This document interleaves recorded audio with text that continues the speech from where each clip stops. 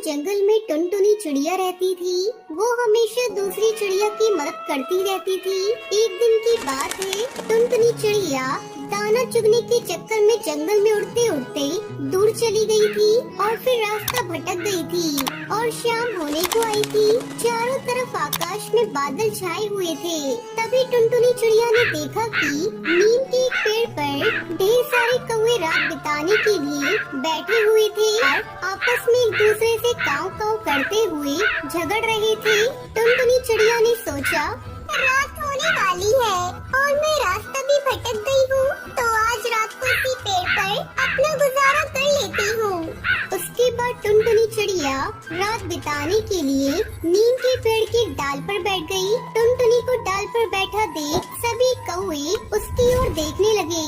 बेचारी टुनटुनी सहम गई और डरती हुई कौवे से बोली, रात बहुत हो गई है और अंधेरा भी गहरा है, मैं अपना ठिकाना भूल गई हूँ। आज रात भर मुझे भी इस पेड़ के डाल के कोने में रात बिता लेने दो। कौवे भला ये बात कहाँ मानने वाली थी। उन्होंने कहा, ये नहीं हो सकता, ये पेड़ हमारा है, तुम इस पेड़ पर नहीं रह सकती, भागो यहाँ से।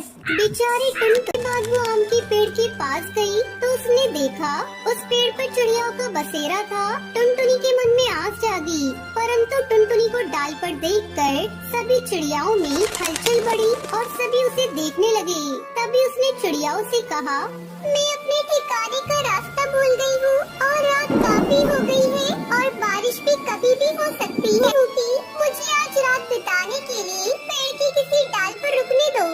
सभी बाद उसमें से एक तोती ने कहा, तुम एक रात के लिए इस पेड़ की डाल पर रुक सकती हो, लेकिन एक शर्त है, कोई भी चिड़िया तुम्हें अपने घोंसले में नहीं रखेगी और न ही हमारी तरफ से तुम्हें कोई मदद मिलेगी। अगर तुम रहना चाहती हो तो रह सकती हो।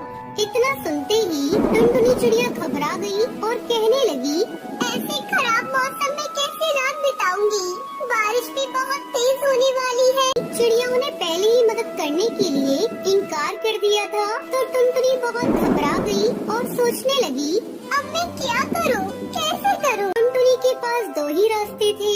पहला वो सुबह तक किसी डाल पर मरने का इंतजार करे। टुनटुनी ने दूसरा रास्ता चुनते हुए अपने डर पर काबू किया, कोशिश करने का ठाना और एक नए जोश के हुए उसने पेड़ के आसपास की जगह देखी तो पेड़ खेत के आसपास ही गई।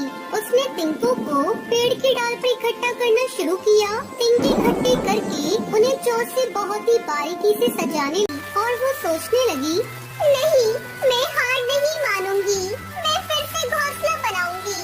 उसने खुद पर भरोसा करते हुए फिर से घोंसला बनाना शुरू किया और एक एक करके सभी तिनकों को सजाया और तब जाकर बड़ी मुश्किलों के बाद उसका घोंसला तैयार था। घोंसला बनते ही टुनटुनी के चेहरे पर एक गजब सी मुस्कान आई। टुनटुनी के चेहरे पे एक अलग ही खुशी थी, क्योंकि उसकी मेहनत और राहत की सांस लेते हुए टुनटुनी अपनी मेहनत के आशियाने में रात भर आराम करती है।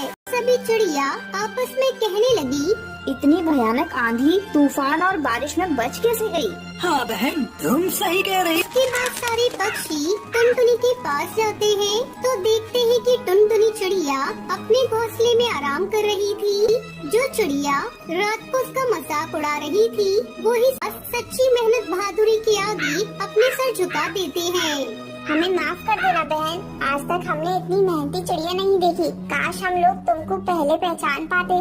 हमें भी माफ कर दो बहन, हमें अपनी गलती का एहसास हो गया है कि हमें किसी का मजाक नहीं उड़ाना चाहिए। उसके बाद सभी चिड़िया ने, इस पेड़ की डाल पे मुझे रात गुजारनी, अब मुझे अपने घर जाना होगा। उसके बाद टुनटुनी चिड़िया अपने ठिकाने की ओर उड़ गई।